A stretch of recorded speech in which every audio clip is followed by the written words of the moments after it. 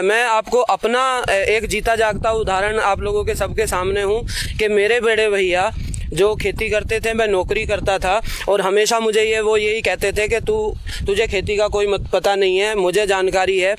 वो बंदे कभी उन्होंने कैंसर कहाँ से होता है? दारू पीने से, गुटखा खाने से, तंबाकू से, हुक्का पीने से, बीड़ी सिगरेट से, इनसे होता है। उन्होंने आज तक ज़िंदगी में कभी भी कोई भी व्यसन उन्होंने नहीं किया। उसके बावजूद 1.5 साल पहले उनकी मृत्यु लंग कैंसर से हुई।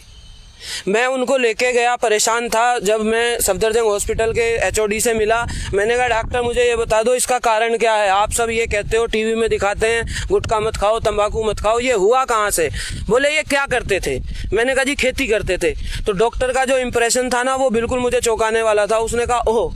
मैंने कहा क्या बात हुई डॉक्टर साहब? क्योंकि मैं फार्मा लाइन से जुड़ा हुआ था, डॉक्टरों से बात करना, सामने जाके बात कर सकता था।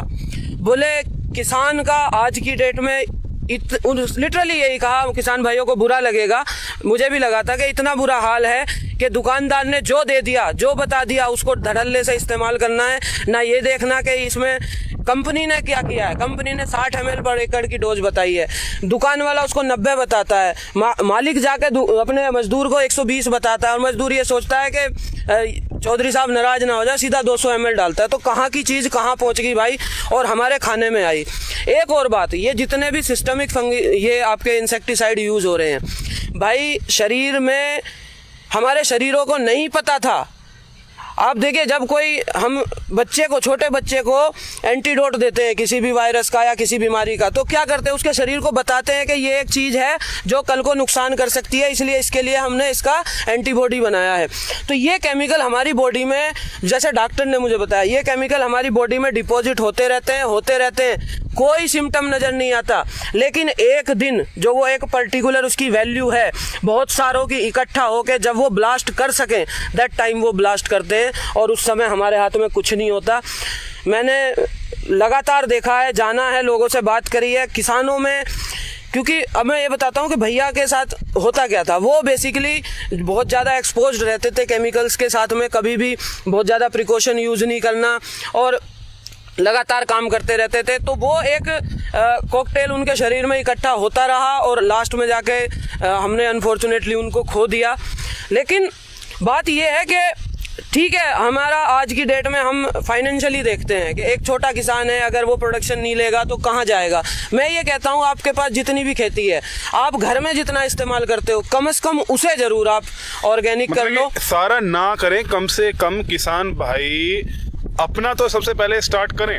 बिल्कुल। और उस पे भी आएंगे हम कि किसान भाई कैसे ऑर्गेनिक से अच्छा प्रॉफिट कमा सकते हैं। सबसे पहला स्टेप आपके लिए होना चाहिए, अगर आप ऑर्गेनिक में आने से डरते हैं, कि अपने लिए उगाना शुरू करें। और दूसरा स्टेप हम सर आपसे पूछते हैं कि ऑर्गेनिक से पैसा भाई जब अपना उगाने पे आएंगे ना, और हमें डर होता है इस बात का कि पता नहीं प्रोडक्शन होगी या नहीं होगी।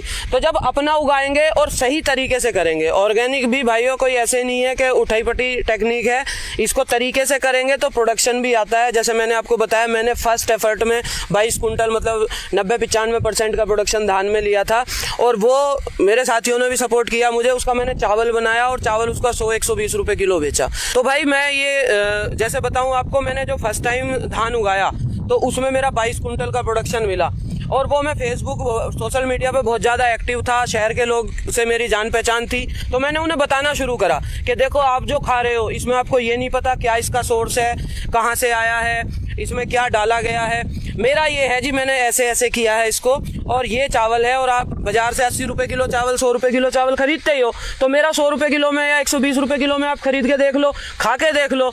मैंने आधा किलो के सैंपल बनाए। किसान भाइयों, ये मैं आप लोगों को एक तरीका बता रहा हूँ कि हमें कैसे ऑर्गेनिक फार्मिंग में कॉमर्शियली एंटर करना है। सैंपल बनाए आधा किलो के, एंड दैट टाइम उन्होंने खाया, खा के मुझे फ़ोन आए कि भाई वाकई में हम चावल 10 साल 20 साल से खा रहे हैं, तेरा जो चावल है तूने ऐसा इसमें क्या डाला है कि इतना टेस्टी है, 10 किलो भेज, 20 किलो भेज। मांगते रह गए लोग, चावल ख़त्म हो गया क्योंकि केवल आधा एकड़ धान था वो मेरा।